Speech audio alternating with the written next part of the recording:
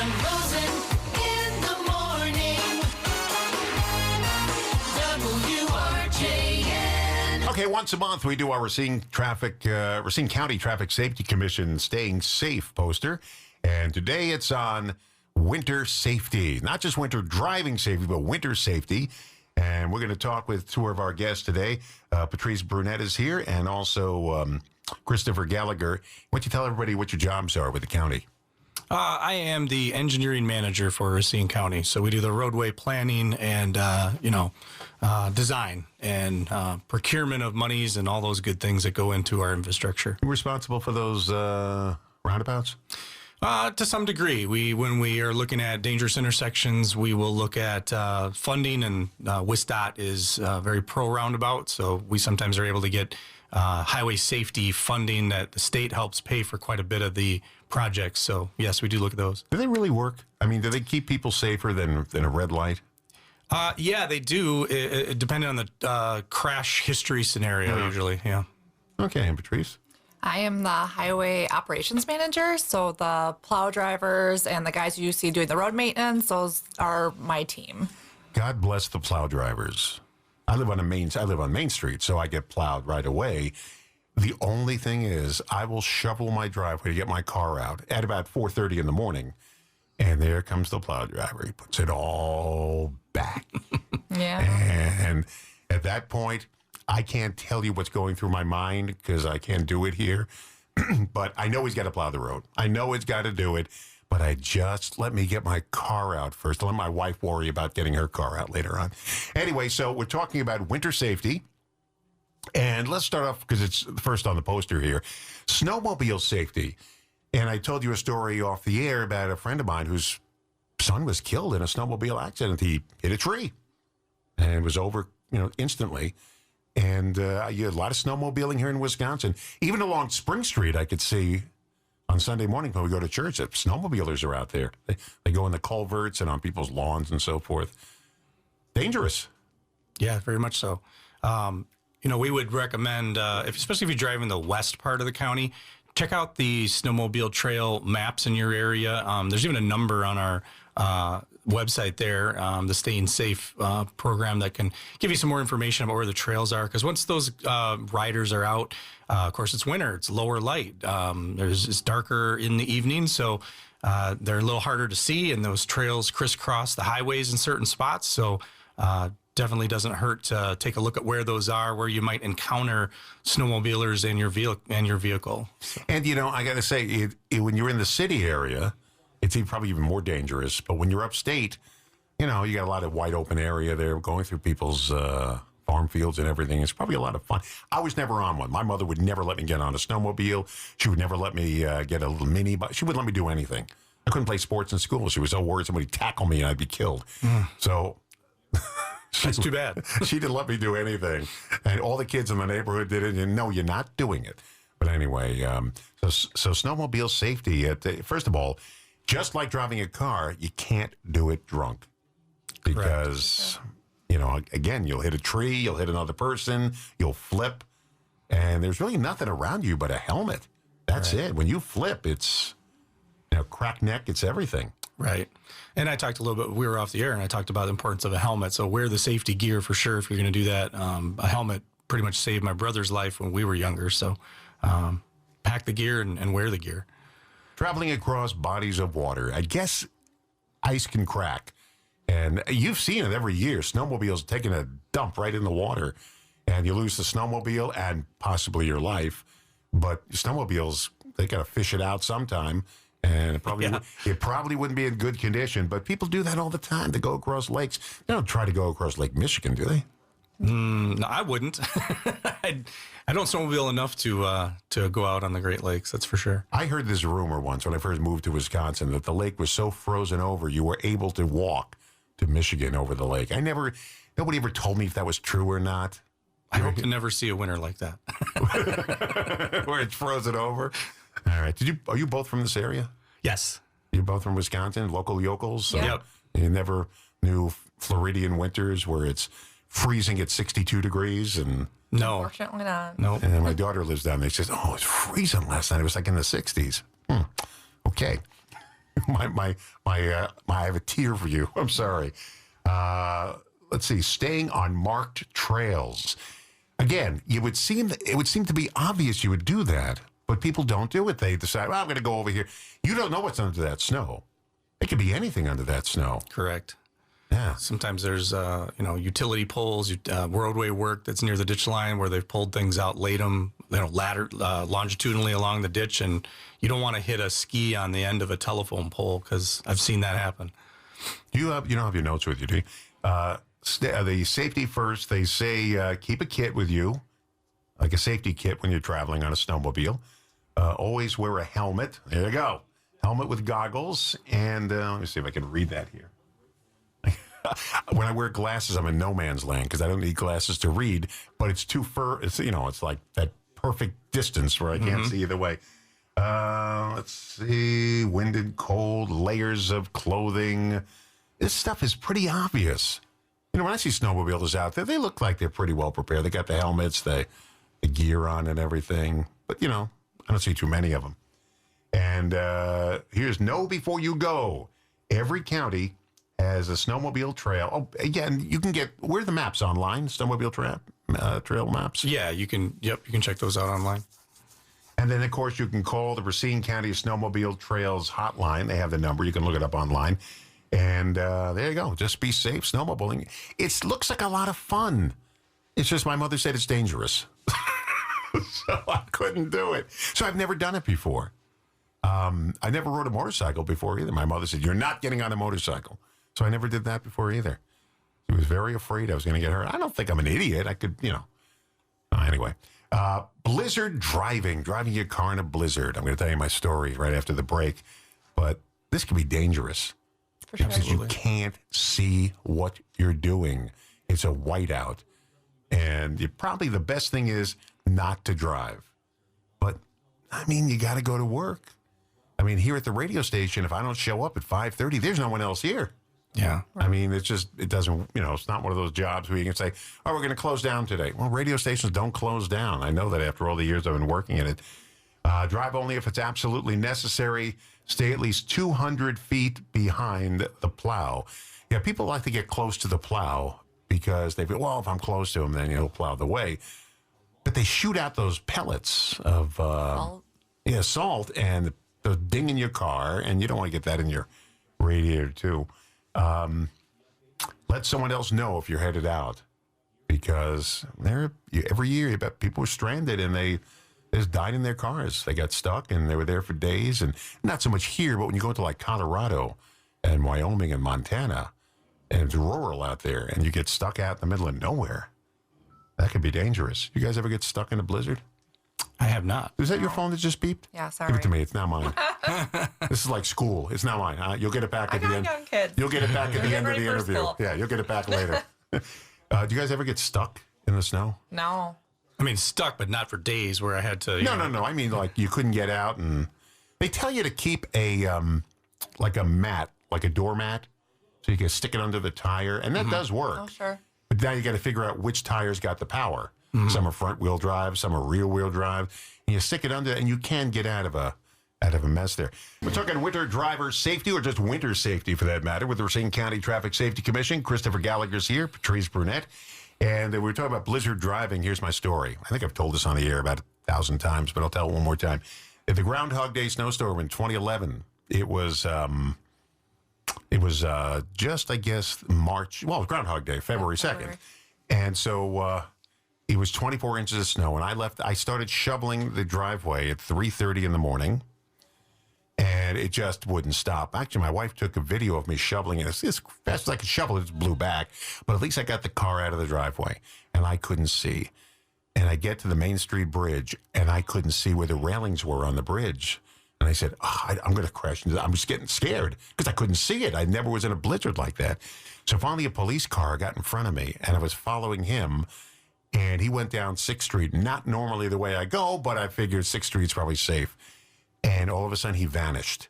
I couldn't see him. He just got ahead of me, and his lights were gone. And I couldn't see the traffic, the street lights. It was just so white outside. And I managed to get down to Ohio. And I started to go down Ohio, and I looked at Victory Avenue where the radio station was, and the snow was right up to my knees. I said, I can't drive through that. I'll get stuck. And I couldn't even turn the car around. So I backed up, no other cars around, and I got to the wall. I got to the Speedway gas station at the corner of Ohio and what's it called? At Highway 20, Washington Avenue. And he wouldn't let me park there.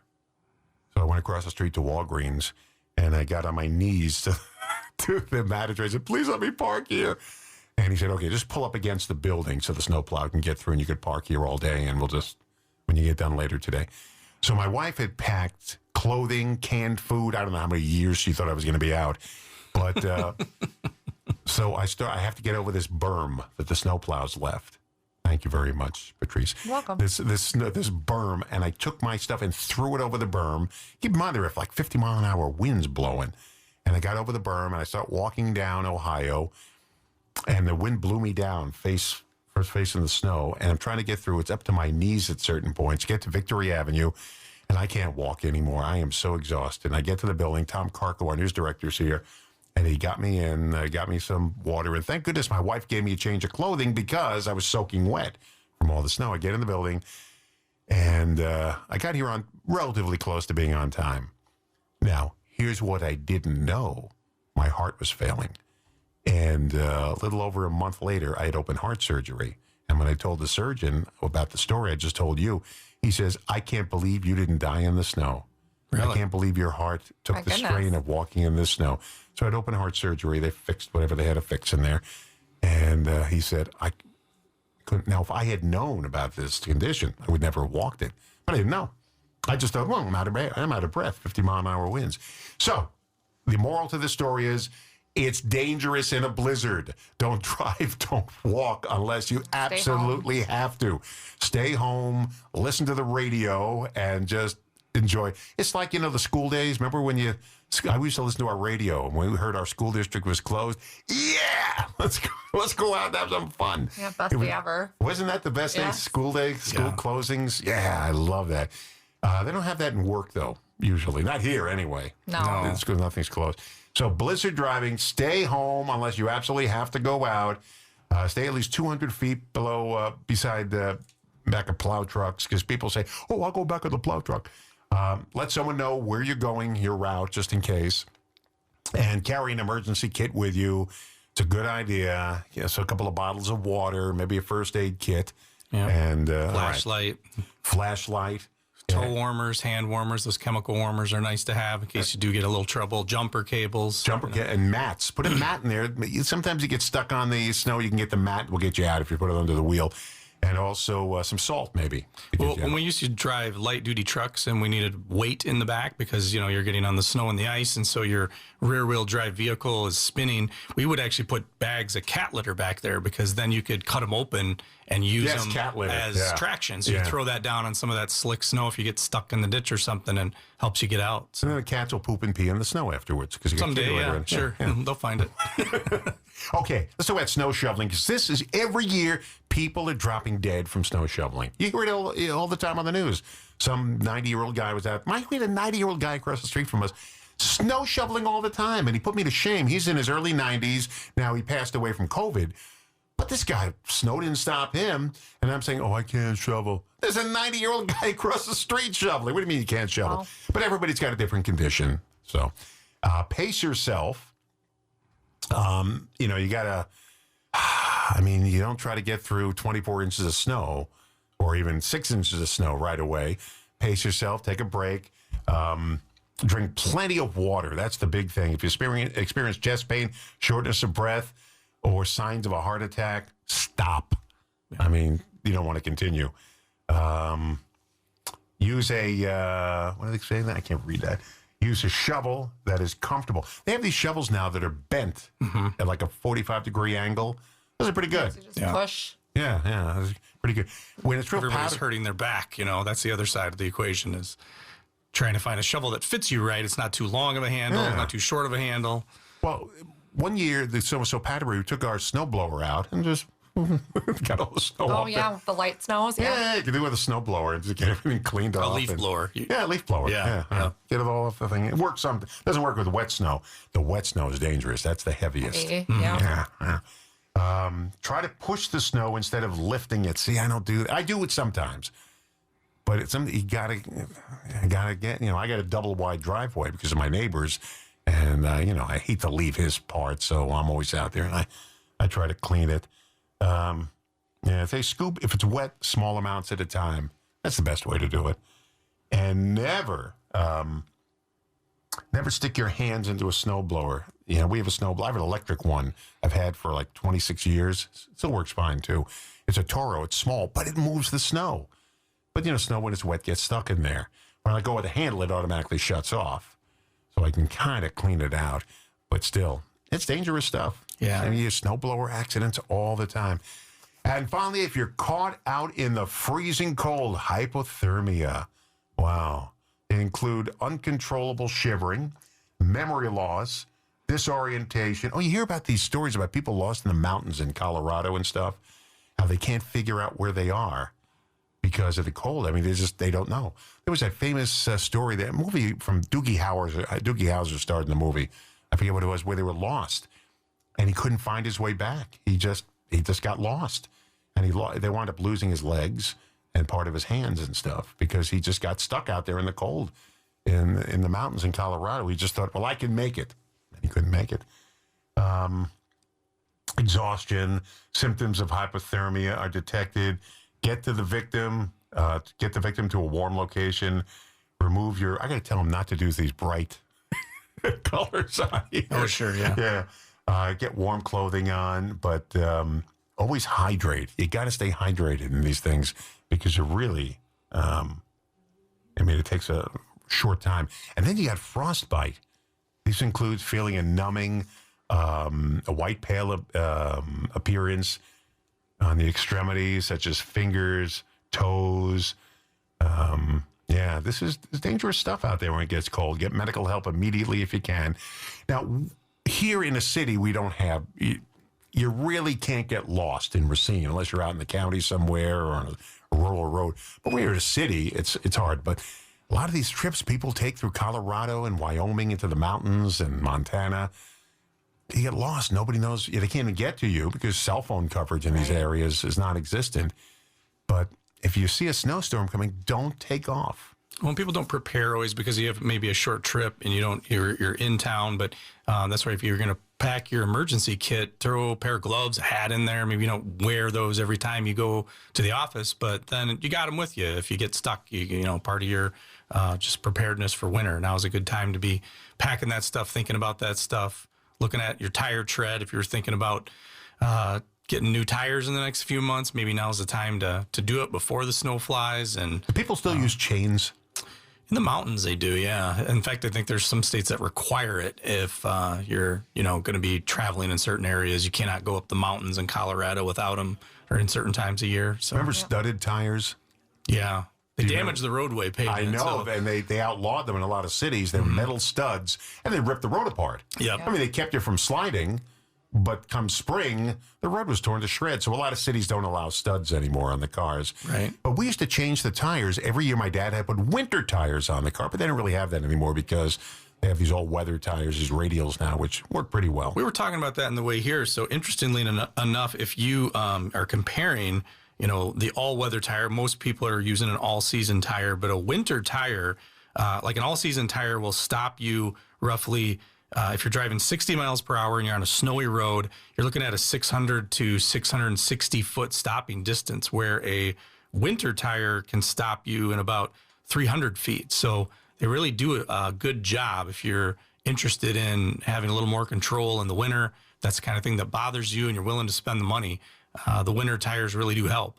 Yeah, they do. Right. They're very, you can notice them. But then in the spring, you got to take them off. Correct. Because you'll ruin them. Right. And you just put them on. My dad used to switch them. He brought them in to get switched. But he always put the winter tires on the car. And it worked. He had studded tires. My on last his work supervisor car. here at the county did exactly that. He would switch his tires out. Yeah, we always had them sitting in the garage, his 4 winter tires for his car. Because it was a long schlep for him to get to work. So he wanted to put them on there. All right. Okay, so everything we talked about is on the website Racine County /staying safe. Racine County /staying safe. If you missed anything, we're going to podcast this by tomorrow morning. You'll have it podcast. But winter driving's coming, not when it's 57 degrees, but Soon, maybe this weekend. There's a chance of snow this Yeah, I weekend. think Saturday. Really? Yeah, Saturday. really. Just heard that as I was leaving. The wife mentioned it. So we're getting ready. I'll just tell in you what, to case. be quiet. Don't talk about that. She's going to put the whammy on everything by talking. Really? I didn't hear about that. Yeah. We got the downtown Christmas parade Saturday right here in Racine. I think it's supposed to be Saturday night, though, so you should be able to get through the parade. I don't think, when they know say what- snow, it could be a snow that just, Could be just a dusting. So. or not even a dusting, just it hits the ground and vanishes, but it does snow. Well, thank you guys for cheering up my morning. There you go. Now you have something to look forward to. I don't want to look forward to it. Well, thank you guys very much. Patrice Brunette, and also, and who happens to be a brunette, Patrice Brunette and Christopher Gallagher here, and they're representing the Racine County Traffic Safety Commission. Tom Knitter, wherever you are, thank you for setting this up every month. We do appreciate it. Winter driver safety, or just winter safety, whether you're sledding, whether you're doing snowmobiling, whether you're walking, whether you're driving, whatever you're doing, keep it safe this winter, and they'll be around for the winter after that. Snow this weekend, huh? Maybe. We'll see. Strong on the maybe. Get your tires ready. Give me your wife's number. I got to check on this one. I got to see what her forecast is. Thank you guys very much. You're welcome. And again, this will be podcast by tomorrow morning. Just go to wherever you get your podcasts and search Don Rosen Show, and you'll see it there. It's obvious, all right?